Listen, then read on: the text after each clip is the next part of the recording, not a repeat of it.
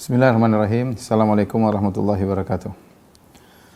Alhamdulillahi ala ihsani wa syukru lahu ala taufiqihi wa amtinani wa asyhadu an la ilaha illallah wahdahu la syarika lahu ta'ziman li sya'ni wa asyhadu anna Muhammadan abduhu wa rasuluhu da'ila ridwani. Allahumma salli alaihi wa ala alihi wa ashabihi wa ikhwani.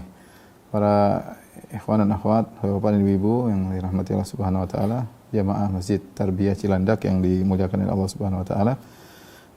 Pada kesempatan kali ini kita melanjutkan pembahasan kita tentang Ghazwah Bani Quraidah, yaitu perang melawan Bani Quraidah. Sebagaimana sudah kita jelaskan pada pertemuan-pertemuan yang lalu, dalam perang Ahzab, Bani Quraidah melakukan pengkhianatan di mana mereka memutuskan perjanjian damai antara mereka dengan Nabi sallallahu alaihi wasallam. Kemudian mereka bekerja sama dengan orang-orang kafir Quraisy dan Ahzab untuk menjatuhkan kota Madinah. Dan akhirnya sebagaimana kita sampaikan pada pertemuan lalu, akhirnya Al-Ahzab semuanya pada kabur dari kota Madinah, sementara Bani Quraidah tetap ada di kota Madinah. Ya. Maka saatnya Nabi SAW kemudian memerangi mereka. Sebelum Bani Quraidah yang dahulu diusir dari kota Madinah adalah Bani Qainuqa. Bani Qainuqa diusir dari kota Madinah karena kesalahan yang mereka lakukan. Kemudian setelah itu Bani Nadhir. Bani Nadhir yang pimpinannya adalah Huyai bin Akhtab, bapaknya Safiyah. Ya, kemudian juga diusir karena mereka hendak membunuh Nabi SAW, ketahuan, dikabarkan oleh malaikat Jibril. Akhirnya mereka pun diusir oleh Nabi SAW. Ya.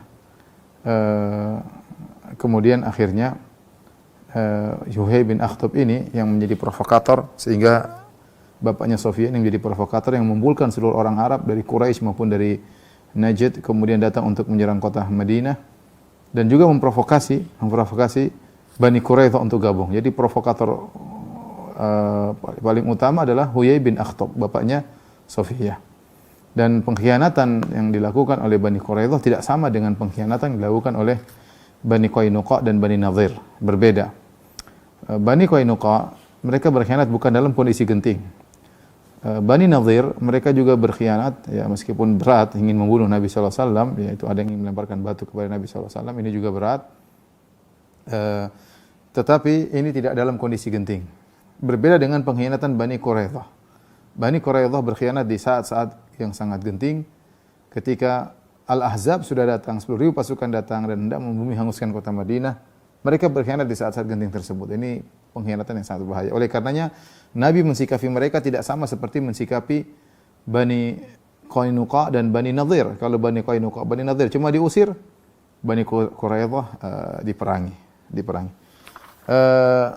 Ketika Rasulullah SAW selesai dari perang Khandaq, ya, di mana orang-orang kafir Quraisy sudah balik meninggalkan kota Madinah, kemudian Rasulullah SAW balik dan mereka sudah meletakkan senjata, ya. Tiba-tiba Nabi didatangi oleh Jibril alaihissalam dalam bentuk Dihya al-Kalbi, dan Jibril alaihissalam sering datang dalam bentuk Dihya al-Kalbi radhiyallahu anhu. Kemudian Jibril menyuruh Nabi untuk melanjutkan peperangan, ya. Al-Imam Al-Bukhari meriwayatkan dari Aisyah radhiyallahu taala anha, beliau berkata, "Lamma raja'a an-Nabi sallallahu alaihi wasallam min al-Khandaq wa wada'a as-silah." Tatkala Nabi selesai dari perang Khandaq, beliau sudah meletakkan persenjataan beliau. Waqtasala, beliau sudah mandi. Atahu Jibril, datanglah Jibril alaihissalam. Faqala, Jibril berkata, "Qad wada'ta as-silah, wahai Rasulullah, engkau sudah meletakkan senjatamu." "Wallahi ma wada'nahu fakhruj ilaihim." Kata Jibril, kami belum meletakkan senjata kami, maka keluarlah menuju Bani Quraidah, menuju mereka. Keluarlah menuju mereka. Nabi SAW mengatakan, "Fa ila aina?" Kemana wahai Jibril? Qala ha huna wa asyara ila Quraidah. Pergi ke sana, ke kampungnya Bani Quraidah. Maka Rasulullah SAW pun segera berangkat. Yang tadinya mau istirahat, lanjut untuk memerangi Bani Quraidah, ya. Dalam riwayat yang lain Aisyah berkata, "Ka'anni anzuru ila Jibril alaihissalam min khalalil bab qad asaba ra'sahu minal gubar." Seakan-akan aku melihat Jibril di sela-sela pintu. Aku melihat Jibril sementara kepalanya penuh dengan debu atau penuh dengan tanah, ya. Artinya masih perang belum selesai. Jibril masih melanjutkan peperangan. Dalam riwayat yang lain Rasulullah berkata kepada Aisyah radhiyallahu taala anha, "Hadza Jibril ya'muruni an adhhab ila Bani Quraidah." Ini Jibril datang memerintahkan aku untuk berjalan menuju Bani Quraidah. Kemudian Rasulullah SAW pun mengumpulkan sahabat untuk memerangi Bani Quraidah. Rasulullah SAW beri pengumuman, ala la yusalliyanna ahadunil asra ila fi Bani Quraidah. Kata Nabi SAW, ketahuilah, tidaklah salah seorang pun di antara kalian yang salat asar kecuali di Bani Quraidah. Artinya jangan ada yang salat asar kecuali di Bani Quraidah, ya. Dalam sebagian riwayat tidak ada yang salat zuhur kecuali di Bani Quraidah. Para sahabat mendengar pengumuman dari Nabi SAW, maka mereka pun berangkat. Ketika mereka berangkat, mereka terbagi menjadi dua kelompok. Sekelompok berpendapat bahwasanya kita tidak boleh salat asar kecuali di kampung Bani Quraidah. Padahal waktu asar sudah masuk. Waktu asar sudah masuk, tetapi mereka ingat perintah Nabi, jangan salat kecuali di Bani Quraidah. Akhirnya sebagian sahabat, sekelompok sahabat menunda salat asarnya. Nanti kalau sudah tiba Bani Quraidah baru kita salat sebagaimana perintah Nabi SAW. Sebagian sahabat mengatakan, kita salat sekarang. Kita salat sekarang, ya. Maksud Nabi, jangan salat kecuali di Bani Quraidah, maksudnya agar segera salat asar, jangan ditunda-tunda. Bukan kita harus tiba di Bani Quraidah. Akhirnya, sebagian sahabat salat di tempat ketika waktu masuk asar. Sebagian sahabat melanjutkan perjalanan menunda salat asar sampai di Bani Quraidah. Dan akhirnya, sampailah kabar ini kepada Nabi SAW. Disebut kepada Nabi SAW, walam yu'annif wahidan minhum. Namun Rasulullah SAW tidak menyalahkan salah satu di antara keduanya. Ya, dua-duanya berijtihad. Namun para ulama bahas mana yang lebih benar, yang salat sebelum sampai Bani Quraidah tapi di awal waktu, ataukah yang menunda salat asar dan salat di Bani Quraidah. Ini masalah khilaf di kalangan para ulama. Sebagian ulama mengatakan yang lebih benar adalah yang menunda salat sampai di Bani Quraidah berdasarkan zahir perkataan Nabi SAW. Sebagian mengatakan tidak, yang benar adalah yang segera melaksanakan salat meskipun belum sampai Bani Quraidah. Karena salat asar waktunya lebih cepat harus dikerjakan dan tidak tahu apa yang akan dihadapi nanti di Bani Quraidah, dan maksud Nabi adalah segera salat. Intinya ada khilaf di kalangan para ulama. Namun karena ini adalah masalah ijtihadiyah di kalangan para sahabat, ya, maka Nabi tidak mencela salah satu di antara keduanya. Taib. Kemudian Rasulullah SAW pun berangkat menuju Bani Quraidah, ya, Bani Quraidah. Kemudian Rasulullah SAW menyuruh Abdullah bin Ummi Maktum menggantikan posisi Nabi untuk imam salat ketika di kota Madinah atau di Masjid Nabawi, karena Nabi menuju ke Bani Quraidah. Bani Quraidah itu di penghujung kota Madinah, ya. Ya. Kemudian Nabi memberikan bendera peperangan kepada Ali bin Abi Thalib radhiyallahu taala anhu. Kemudian Rasulullah SAW melewati beberapa lokasi, ya, yaitu antara Madinah dengan Bani Quraidah, melewati beberapa orang. Nabi bertanya kepada orang-orang yang Nabi temui, hal marra bikum min ahad? Apakah ada seorang lewat tadi? Mereka mengatakan, marra alaina Dihya al-Kalbi. Tadi ada Dihya al-Kalbi lewat. Ala baglatin syahba tahtahu qatifatu dibaj, ya. Ya, tadi ada Dihya al-Kalbi lewat, naik begal, kemudian dia pakai pelana begal dan seterusnya. Kata Nabi SAW, laisa dzalika bidihya. Tadi bukan Dihya al-Kalbi. Walakinnahu Jibril ursila ila Bani Quraidah liyuzalzilahum. Tadi itu Jibril yang menjelma menjadi Dihya al-Kalbi yang diutus oleh Allah Subhanahu wa taala untuk menggoncang Bani Quraidah. Wa yakdhifa fi qulubihim ar-ra'ba, dan untuk memasukkan rasa takut dalam hati mereka. Tatkala Nabi SAW tiba di depan benteng Bani Quraidah, ya, maka Rasulullah SAW memanggil, ya, beberapa orang di antara mereka, orang-orang mulia di antara Bani Quraidah. Nabi panggil mereka. Kemudian Nabi SAW berkata dengan perkataan yang agak kasar. Nabi berkata, ya ikhwatal kiradati wal khanazir. Ya, kata Nabi SAW, wahai saudara-saudara babi-babi dan monyet-monyet. Ya, Nabi panggil mereka, ya. Qalu ya Abul Qasim, ma kunta jahulan wala fahashan. Wahai Abul Qasim, maksudnya Rasulullah. Orang Yahudi kemudian Bani Quraidah berkata, wahai Rasulullah, atau wahai Abul Qasim, maksudnya wahai Muhammad, kami tidak mendapati engkau berkata-kata kotor sebelumnya, berkata-kata kasar, ya. Ya, ini menunjukkan Nabi SAW marah kepada mereka karena sikap mereka sangat berbahaya bagi kota Madinah. Seandainya Al-Ahzab berhasil masuk kota Madinah, maka hancurlah seluruh umat Islam dan Islam selesai ketika itu. Ya. Maka Nabi sempat mengucapkan kata-kata yang agak kasar, ya, karena mereka tahu bahwa nenek moyang mereka dahulu atau saudara-saudara mereka dahulu ada yang pernah dirubah menjadi babi-babi dan monyet-monyet, maka Nabi mengatakan, ya ikhwatal kiratil khanazir, wahai saudara-saudara monyet-monyet dan babi-babi. Kemudian Rasulullah pun mengepung mereka selama 25 hari. Sampai akhirnya kondisi mereka semakin sulit. Dan mereka tahu bahwasanya Rasulullah SAW tidak akan meninggalkan mereka. Ya, sampai menyelesaikan urusan dengan mereka.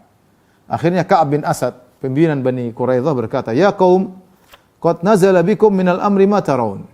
Wahai kaumku, lihatlah kita telah ditimpa dengan permasalahan besar yang kalian lihat. Wa inni aridun alaikum khilalan thalathan. Aku tawarkan kepada kalian 3 pilihan. Fakhudhu ayyaha syi'tum. Pilihlah satu dari yang 3 ini, terserah kalian pilih yang mana. Saya akan sampaikan 3 pilihan. Apa yang harus kita lakukan? Satu di antara 3 ini. Terserah pilih yang mana. Kata mereka, mahiyah, apa itu 3 pilihan? Maka Ka'ab bin Asad, pimpinan Bani Quraidah berkata, yang pertama, nutabi' hadzal rajul wa nusaddiquhu. Pertama sudah kita beriman kepada orang ini dan kita benarkan dia. Wallahi laqad tabayyana lakum innahu nabiyyun mursal. Sungguh demi Allah, telah jelas bagi kalian dia nabi diutus oleh Allah. Wa innahu lalladzi tajidunahu fi kitabikum, dan dialah yang telah kalian dapati dalam Taurat, dalam buku kalian, kitab suci kalian, dia itulah rasul, dialah Muhammad. Wa innahu alladzi basyara bihi Isa, dan dialah yang telah dikabarkan oleh Isa tentang datangnya Muhammad. Wa innakum la ta'rifuna sifatahu, kalian juga telah tahu sifat-sifatnya. Fata'manuna ala dimaikum wa amwalikum wa abnaikum wa nisaikum. Kalau kita masuk Islam, ikut Muhammad, selesai. Darah kita terjaga, harta kita terjaga, anak-anak kita terjaga, istri-istri kita terjaga. Kata mereka, fa'abau dzalik, mereka enggak mau. Enggak mau beriman kepada Arab. Mereka mau beriman kepada Bani Israel. Kesombongan, padahal mereka tahu. Ini sudah disampaikan sama pimpinan. Kita kan tahu dia nabi memang, tapi tidak ada yang mau beriman. Wa qalu la.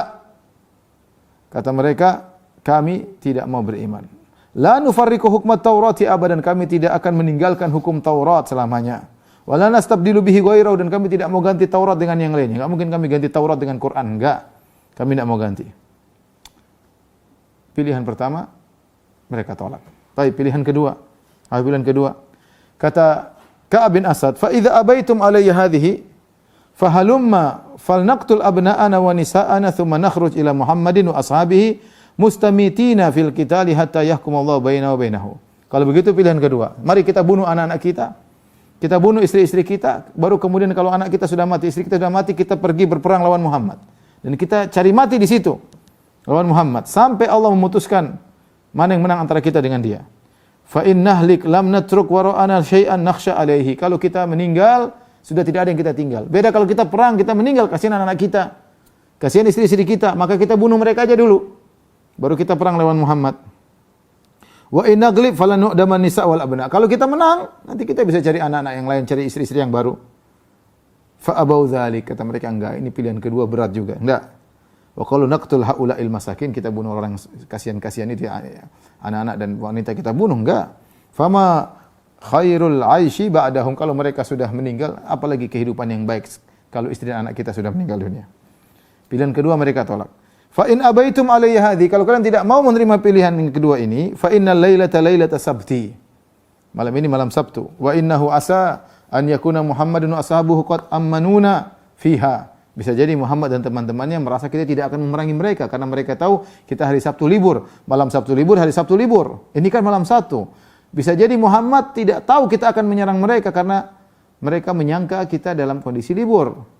Fanzilu la'allana nusibu min Muhammadin ashabihi ghirratan. Mari kita turun keluar dari benteng kita serang Muhammad tiba-tiba, siapa tahu dia sedang lalai. Fa abaw dzalik, mereka tidak mau.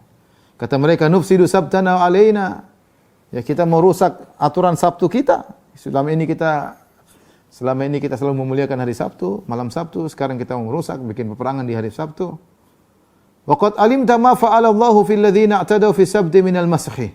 Dan kau sudah tahu, wahai Ka'ab bin Asad, pimpinan Bani Quraidah, apa yang telah menimpa nenek moyang kita, saudara-saudara kita sebelumnya ketika mereka melanggar hari Sabtu, Allah rubah mereka menjadi monyet-monyet dan babi-babi. Ka'ab bin Asad berkata, pimpinan mereka, ma bata rajulun minkum mundu waladathu ummuhu lailatan wahidatan minad dahri haziman. Sungguh tidak seorang pun dari kalian yang tegas Sejak dilahirkan oleh ibunya sampai sekarang tidak pernah kalian tegas. Disuruh kasih 3 pilihan kalian bingung semuanya. Ya.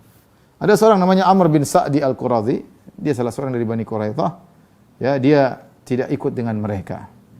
Dia mengatakan, wahai ma'syarul Yahud, wahai kaum Yahudi sekalian, kalian telah bersumpah membuat perjanjian damai dengan Rasulullah apa yang telah kalian janjikan kepada beliau. Bahwasanya kalian tidak akan menolong musuh yang datang ke kota Madinah yang menyerang Rasulullah sallallahu alaihi wasallam. Ya, dan kalian akan membela Muhammad kalau diserang dari luar. Namun kalian sekarang membatalkan janji kalian yang telah kalian buat antara kalian dengan Muhammad. Maka aku tidak akan masuk dalam pembatalan tersebut dan aku tidak akan ikut serta bersama kalian dalam pengkhianatan kalian. Ya, fa in abaitum an tadkhulu ma'ahu, kalau kalian tidak mau masuk Islam maka tetaplah kalian di atas Yahudiyah dan bayarlah jizyah. Wallahi ma adri yaqbaluha am la. Saya tidak tahu apakah Muhammad masih mau menerima jizyah atau tidak setelah pembatalan ini. Ya. Kata mereka orang Yahudi dengan sombongnya, "Nahlu nukirru lil Arabi bi kharaj." Kami tidak akan beri pemberian kepada orang Arab, enggak. Sombong jadi Yahudi, sombong. Dalam kondisi terdesak masih sombong. Enggak. Untuk kasih pemberian kepada orang Arab enggak. Ya. Al-qatlu khairun min dzalik. Lebih baik kami mati daripada harus bayar jizyah kepada Muhammad. Ini perkataan mereka. Kata Amr bin Sa'di Al-Quradhi, fa inni bari'un minkum. Aku berlepas diri dari kalian. Dia kharaj, maka dia pun keluar, ya. Dia keluar meninggalkan mereka, ya. Kemudian akhirnya orang Yahudi menulis surat kepada Rasulullah SAW. Mereka minta agar mereka dibiarkan meninggalkan kota Madinah dengan membawa barang-barang mereka dipikulkan di atas onta kecuali alat-alat perang. Sebagaimana yang Rasulullah pernah hukum kepada Bani Nadir. Bani Nadir ketika diusir oleh Nabi SAW, mereka boleh bawa, satu orang boleh bawa sukutan onta, terserah mau bawa apa, yang penting alat-alat perang, pedang, panah, tombak, semuanya harus ditinggal. Nah, orang-orang Bani Quraidah menawarkan kepada Rasulullah, bagaimana kalau kami juga seperti itu? Ya, kami akan pergi meninggalkan kota Madinah. Kami tidak bawa senjata, tapi barang-barang kami bawa. Fa'aba Rasulullah sallam. Rasulullah tidak mau. Karena sikapnya beda. Pengkhianatan mereka berbahaya. Tidak seperti Bani Qainuqa dan juga tidak seperti Bani Nadir. Kemudian mereka mengirim lagi surat kedua kali kepada Nabi SAW. Permohonan kepada Nabi. Ya. Kata mereka, kami sudah keluar kosongan. Tidak usah bawa harta, tidak bawa senjata, tidak bawa harta sama sekali. Ya. Kami keluar kosongan dari kota Madinah. Rasulullah juga tidak mau. Ya. Rasulullah mengatakan, tidak mau, kalian harus ikut hukumku, kata Rasulullah SAW. Ya, tatkala mereka lihat Nabi tidak bergeming, tidak merubah keputusannya, harus ikut hukum Rasulullah SAW. Sudah mereka tawarkan 2 pilihan, Nabi tidak mau. Akhirnya mereka berusaha berkontak dengan hulafa mereka, yaitu suku Aus. Jadi dahulu ada suku Aus, suku Khazraj. Ini kan suku Aus, suku Khazraj. Suku Aus, suku Khazraj suka bertengkar. Mereka anak-anak Banu Qailah, ada nenek moyang mereka orang wanita namanya Qailah, ya. Dan suku Khazraj bersaudara, tapi mereka perang saudara. Dan mereka tinggal di kota Madinah. Di kota Madinah ada Yahudi, ada Bani Quraidah, ada Bani Nadir, Bani Qainuqa. Nah, suku Al-Khazraj mereka bersekutu dengan Bani Nadir. Suku Aus bersekutu dengan Bani Quraidah. Ketika Bani Nadir diusir, mau diperangi, suku Khazraj yang dipimpin oleh Abdullah bin Ubay bin Salul datang kepada Nabi, ya Rasulullah, ini Bani Nadir adalah hulafa kami, sekutu kami ketika di zaman jahiliyah. Janganlah kau perangi mereka, sudah biarkan mereka pergi. Akhirnya Nabi mengizinkan. Nah, sekarang Bani Quraidah dahulu adalah sekutunya suku Aus ketika belum Islam. Maka mereka ingin minta tolong kepada suku Aus, ya, agar Nabi tidak memberi membunuh mereka atau keputusan yang tidak mereka sukai. Akhirnya mereka kirim surat kepada Nabi. Kata mereka, "Ib'ats ilaina Abu Lubabah bin Abdul Munzir." Ya Muhammad, Abul Qasim, kirimkan kepada kami Abu Lubabah. Kami ingin diskusi dengan dia. Abu Lubabah dari suku Aus. Ya, linastashirahu fi amrina. Kami ingin diskusi. Dan dulu Abu Lubabah termasuk sekutu mereka di zaman jahiliyah. Maka Rasulullah SAW pun mengirim Abu Lubabah. Tatkala Abu Lubabah masuk ke benteng mereka, maka berdirilah para lelaki Yahudi, pembesar-pembesar Yahudi menyambutnya. di depan dia, kemudian diperlihatkan wanita-wanita, anak-anak menangis di depan Abu Lubabah. Abu Lubabah tersentuh melihat, kasihan melihat wanita-wanita menangis, anak-anak menangis. Kemudian mereka bertanya, "Ya Abu Lubabah, atara ananzil ala hukmi Muhammad?" Wahai Abu Lubabah, menurutmu apakah kita ikut hukumnya Muhammad? Mereka tidak tahu hukumnya Nabi apa. Yang jelas mereka tawarkan, "Ya Rasulullah, kita keluar tidak bawa senjata." Rasulullah enggak mau. "Ya Rasulullah, kita keluar tanpa bawa apa-apa." Rasulullah tidak mau. Mereka bingung Muhammad mau beri keputusan apa. Sehingga mereka bertanya kepada Abu Lubabah, "Ya Abu Lubabah, kau kan dulu sahabat kami di zaman jahiliyah, zaman dahulu. Menurutmu apakah kami ikut aturannya Muhammad?" Kata Abu Lubabah, "Na'am, ikut." Wa asyara bi yadi ila halqihi, dan dia kasih isyarat begini. Abu Lubabah tahu Rasulullah ingin membunuh mereka. Ketika Abu Lubabah beri isyarat begini, iya, hukumnya Muhammad begini. Dia kasih tahu dengan isyarat, ini kalian akan dipenggal. Ketika Abu Lubabah beri isyarat seperti ini, karena tadi dia kasihan. Jadi Yahudi sudah menyiapkan kondisi, anak-anak nangis, wanita-wanita nangis, dia kasihan.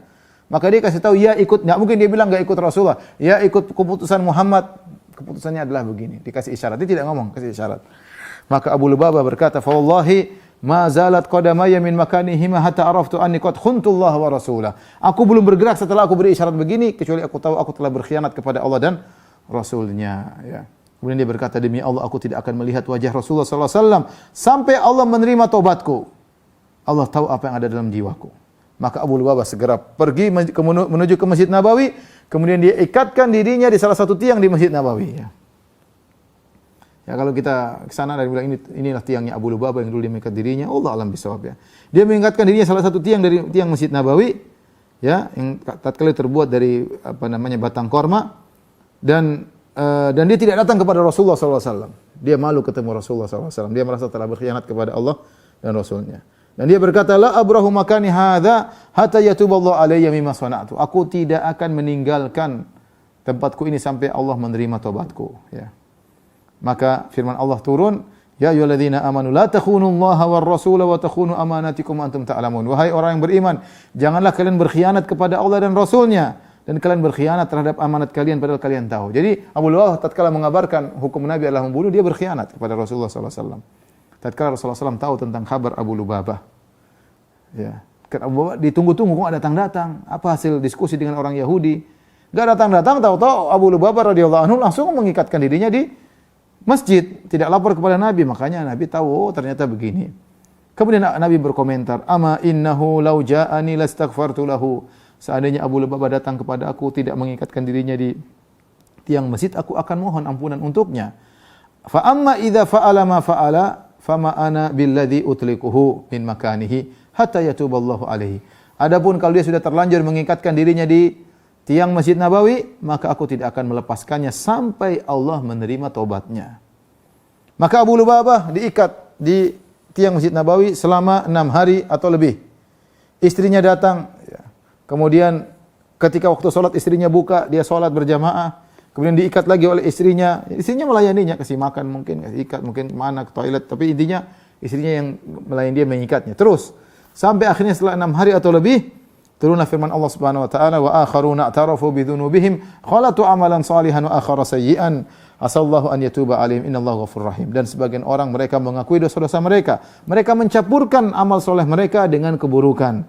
Semoga Allah menerima taubat mereka. Sungguhnya Allah Maha Pengampun lagi Maha Penyayang. Akhirnya Allah menerima taubat Abu Lubabah.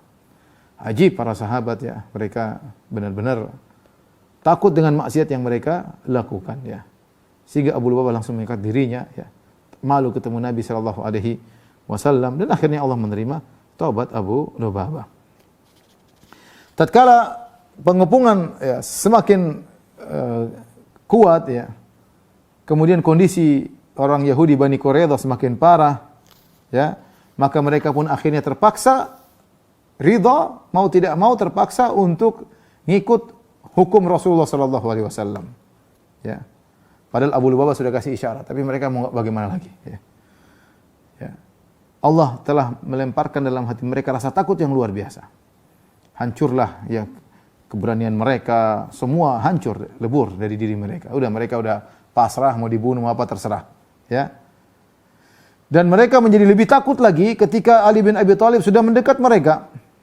Ali bin Abi Thalib kemudian berteriak, "Ya katibatal iman," wahai pasukan. Nabi ada pasukan-pasukan berkumpul. Kemudian dia pun maju bersama Zubair bin Awam. Ya, kemudian Ali berkata, "Wallahi la adzuqanna ma dzaqa Hamzatu aw la aftahanna hisnahum." Ya, demi Allah aku akan merasakan kematian atau aku akan menyerang mereka, membuka benteng mereka. Cuma dua pilihan. Saya akan masuk menguasai benteng mereka atau aku mati. Sebagaimana Hamzah telah meninggal dunia. Dan ini didengar oleh mereka dan mereka akhirnya takut. Berarti Ali sudah sungguh-sungguh, bahkan sudah bawa pasukan, katibatul iman, pasukan iman, kemudian siap masuk, mati, menang atau mati. Itu saja, tidak ada pilihan lain.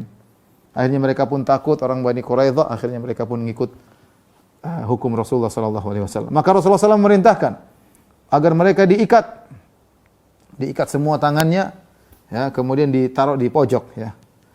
Ada yang mengatakan jumlah mereka 400 orang, ada yang mengatakan 700 orang, laki-laki, ada yang 400, ada yang 500, ada yang 700. Yang perempuan, anak-anak kecil dipisah, ya, di sisi yang lain. Jadi yang pemuda-pemuda yang ikut bisa berperang sekitar 400 sampai 700. Datanglah kaum Aus, suku Aus. Tadi saya katakan suku Aus di zaman jahiliyah dahulu teman baiknya suku Bani Quraidah. Mereka saling kerjasama untuk melawan saudara mereka suku Khazraj. Karena suku Khazraj sering bertikai di zaman dahulu. Ketika mereka melihat sekutu mereka Bani Quraidah yang dulu bersahabat dengan mereka di zaman dulu dalam kondisi demikian, maka mereka pun datang, suku Aus datang kepada Nabi, mereka berkata, "Ya Rasulullah, innahum kanu mawaliyana wa hulafa'ana." Ya Rasulullah, mereka dahulu adalah penolong-penolong kami, mereka dulu sekutu-sekutu kami, membantu kami dalam peperangan, oleh musuh datang mereka bantu kami ya Rasulullah. Wa qad fa'alta fi mawali ikhwanina al-Khazraj ma aqad alimta. Ya Rasulullah, ketika kau mensikapi Bani Nadir, engkau maafkan mereka dan engkau suruh mereka keluar. Dan Bani Nadir adalah sekutunya suku Khazraj. Nah sekarang demikian juga Bani Qainuqa adalah saudara-saudaranya, sekutunya suku Khazraj. Kau telah berbuat baik kepada mereka. Ya. Sekarang bagaimana kalau kau lakukan itu lagi kepada Bani Quraidah? Mereka ingatkan tentang apa yang dilakukan oleh Abdullah bin Ubay bin Salul. Ya. Kemudian Aus menyangka, saudara-saudara kaum Ansar dari suku Aus menyangka Rasulullah SAW juga akan memberikan keringanan sebagaimana Rasulullah pernah berikan keringanan kepada suku Bani Qainuqa atau Bani Nadir karena mereka adalah sahabat-sahabatnya dahulu suku Khazraj. Ternyata tidak. Ya. Tatkala suku Aus minta keringanan dari Nabi untuk Bani Quraidah, aba an yaf'ala bi Bani Quraidah. Nabi tidak mau melakukan demikian. Ya. Tidak mau Nabi melakukan seperti Bani Qainuqa atau Bani Nadir. Kemudian Rasulullah SAW berkata kepada suku Aus, kaum Ansar, suku Aus, saya ulangi, suku kaum Ansar tidak suku Aus, suku Khazraj. Kemudian mereka sekarang bersatu menjadi kaum Ansar. Dahulunya mereka sering bertikai. Kemudian Rasulullah berkata, "Ala tardawna ya ma'syaral Aus an yahkuma fihim rajulun minkum?" Taib, saya tidak akan berhukum kepada Bani Quraidah. Saya serahkan sikap kepada Bani Quraidah kepada salah seorang dari kalian. Qalu bala. Oke Rasulullah, kita siap. Siapa di antara kami yang akan memberi hukum dalam urusan Bani Quraidah? Kata Rasulullah SAW, "Fadzaka ila Sa'ad bin Mu'adz." Urusan Bani Quraidah saya serahkan kepada Sa'ad bin Mu'adz radhiyallahu ta'ala. Kita tahu Sa'ad bin Mu'adz lagi sakit begitu. Tangannya terpanah, kemudian Rasulullah SAW sudah berusaha untuk mengkai tapi tidak sembuh-sembuh, darahnya muncrat sampai dia merasa dia akan meninggal dunia, darahnya tidak berhenti. Ya. Kemudian ketika dia merasa akan meninggal dunia, kemudian dia berdoa kepada Allah, "Ya Allah, jangan kau matikan aku sampai aku senang dengan apa yang menimpa Bani Quraidah." Ya. Akhirnya Rasulullah SAW menyuruh untuk mendatangkan Sa'ad bin Mu'adz. Maka Sa'ad bin Mu'adz didatangkan, dia naik himar, ya. Kemudian diangkat di atas himar dalam kondisi sakit, ya. Maka kaumnya pun datang mengelilingi Sa'ad bin Mu'adz. Sa'ad bin Mu'adz Sayyid suku Aus, pimpinan suku Aus. Maka suku Aus semuanya mengelilingi Sa'ad bin Mu'adz. Mereka berkata, "Ya Aba Amr, wahai Sa'ad bin Mu'adz, hulafa'uka wa mawalika wa ahlul nikayah." Dulu teman-teman kita dahulu ya Sa'ad bin Mu'adz. Mereka yang dulu berperang membela kita dan seterusnya. Wa man qad alimta, kau sudah tahu siapa mereka. Mereka terus ngomong, "Ya Sa'ad bin Mu'adz, ayo beri keringanan, mereka dulu sahabat-sahabat kita, mereka sekutu kita dahulu." Maka Sa'ad berkata, laqad ana li Sa'din an la ta'khudhahu fillahi laumatul laim. Sudah saatnya sekarang Sa'ad bin Mu'adz bicara tentang dirinya. Dia berkata, sudah saatnya sekarang Sa'ad tidak perlu takut ya apapun, celaan apapun di jalan Allah Subhanahu wa taala. Tatkala mereka dengar Sa'ad ngomong begitu, wah ini bertanda bahwasanya Sa'ad akan beri hukuman kematian bagi mereka. Ketika Sa'ad sampai di kaum muslimin, ada Rasulullah SAW di situ. Rasulullah SAW berkata kepada kaum Ansar, "Qumu ila sayyidikum au khairikum." Berdirilah kalian menuju Sa'ad bin Mu'adz. Berdirilah kepada sayyid kalian. Akhirnya mereka pun datang kepada Sa'ad bin Mu'adz dalam kondisi sakit. Kemudian mereka menurunkan Sa'ad bin Mu'adz dari himar, dari keledai tersebut. Kemudian Rasulullah SAW berkata, "Inna haula'i nazalu ala hukmik." Wahai Sa'ad bin Mu'adz, sungguhnya mereka orang-orang Bani Quraidah, mereka aku serahkan hukumnya kepadamu. Terserah kau mau apakan. Apa kata Sa'ad bin Mu'adz? "Fa inni ahkumu fihim an tuqtala muqatilatuhum." Hukumku yang mereka muda-muda semua selain wanita dan anak-anak dibunuh. Wa tusba dhararihim. Adapun wanita-wanita mereka dijadikan tawanan. Wa tuqassam amwaluhum. Adapun harta mereka dibagi-bagi jadi ghanimah.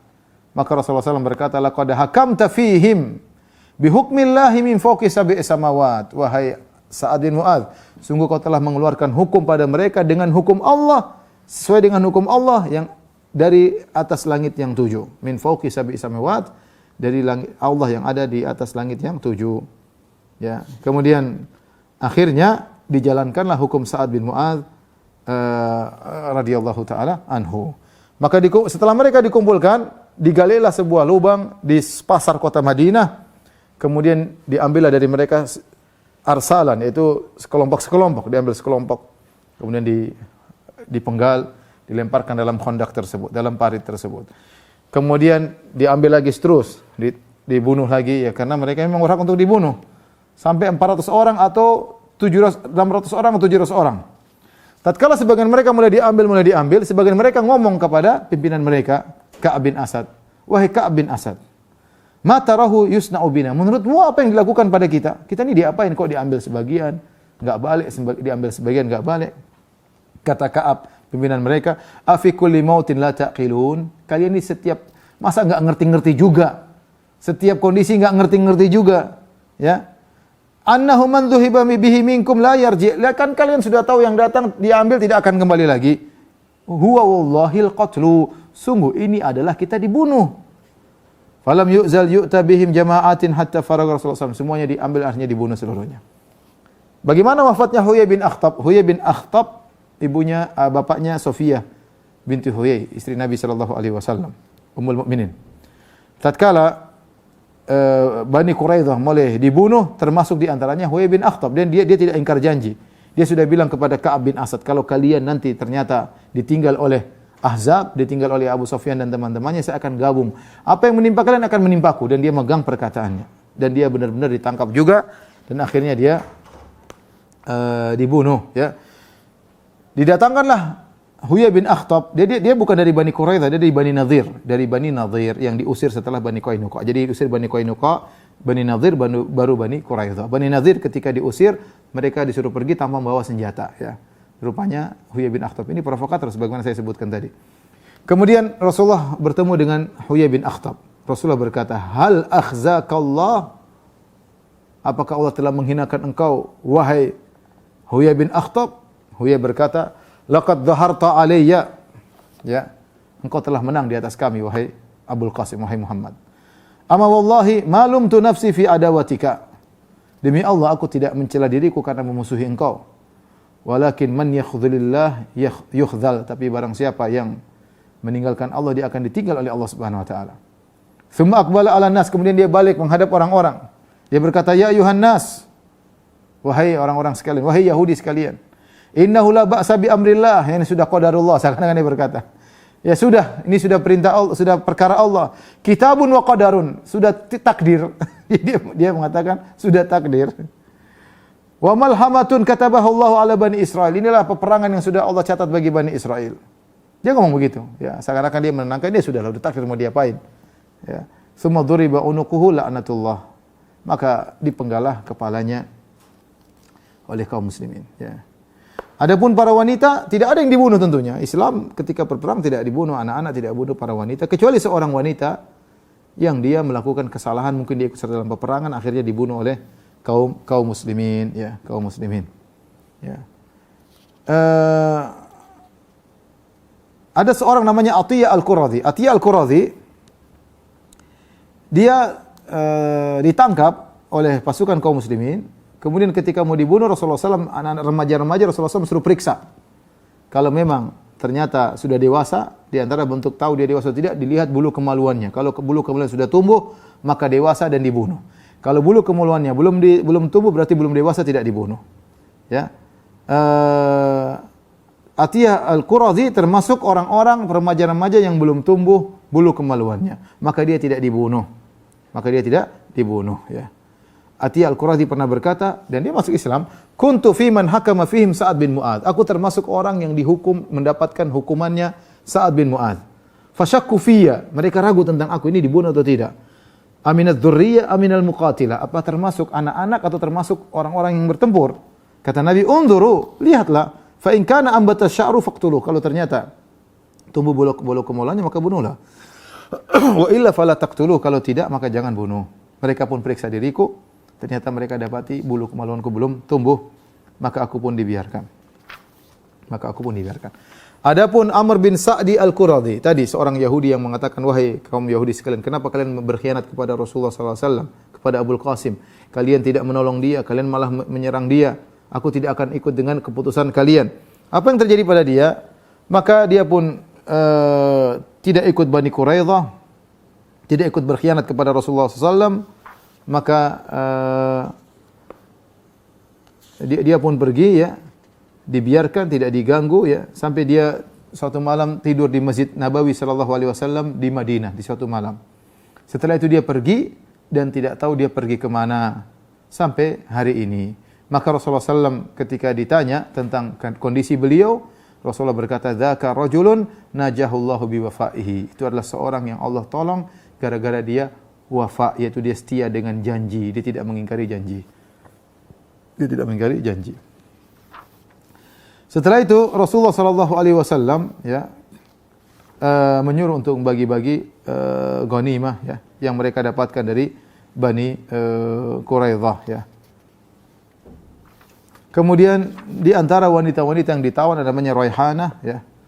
Raihanah radhiyallahu taala anha. Kemudian Rasulullah SAW menawarkan Islam kepada Raihanah, tetapi dia tidak mau kecuali tetap dalam keyahudiannya. Ya, maka Rasulullah SAW merasa sedih melihat Raihanah tidak mau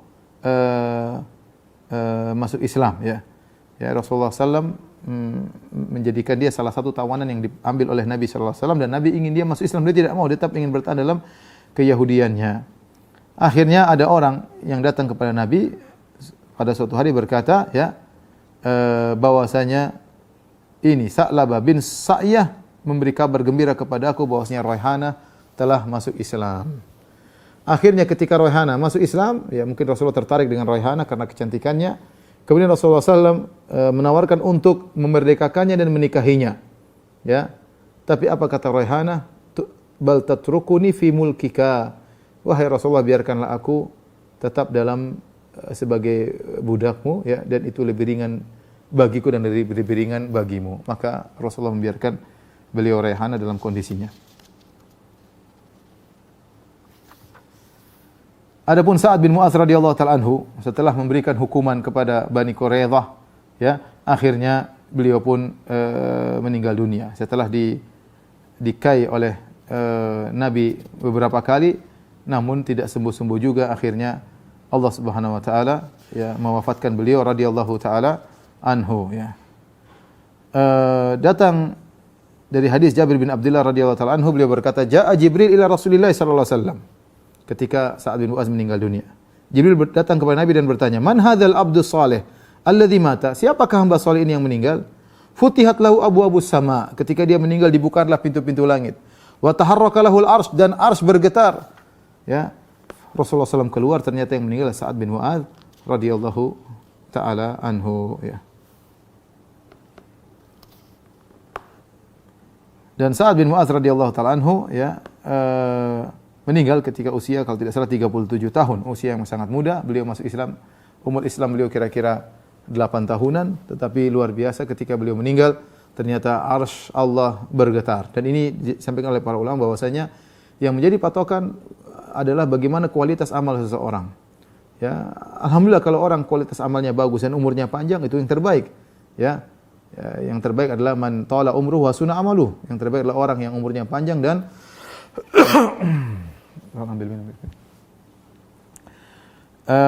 yang terbaik adalah orang yang umurnya panjang dan amalnya baik, maka itu adalah yang terbaik. Tapi kalau seorang umurnya pendek ya, dia baru dapat hidayah, mungkin belakangan umurnya sudah tua, tetap saja dia berusaha memaksimalkan kualitas amalnya. Lihatlah Sa'ad bin Mu'adz radhiyallahu taala anhu hanya mendapatkan Islam, mungkin Islam beliau cuma 8 tahun, tapi ketika beliau meninggal, maka arsy Allah bergetar karena hebatnya Sa'ad bin Mu'adz.